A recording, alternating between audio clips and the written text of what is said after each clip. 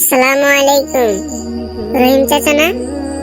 আপনি যে রেস্টুরেন্টের সামনে কি করেন এখানে? ওয়ালাইকুম আসসালাম।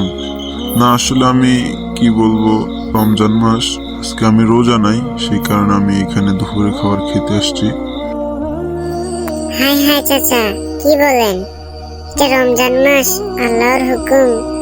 রোজা আপনার উপর ফরজ না? কেন রাখেন নাই? না, আসলে আমি রাত্রে ঘুম থেকে উঠতে পারিনি তো, তাই আজকে রোজা ছিলাম না।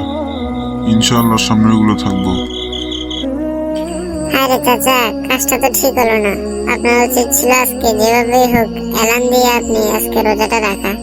ঠিক বলেছো ভাতিজা, আমার উচিত ছিল আজকে রোজাটা রাখা, কারণ আজকে শুক্রবার ছিল। শুক্রবারের রমজানটা অনেক সওয়াব।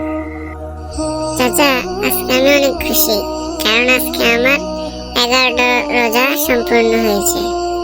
আচ্ছা চাচা, আমি বাড়িতে যেতে হবে, আমার আবার ইফতারি নিতে হবে বাসার জন্য।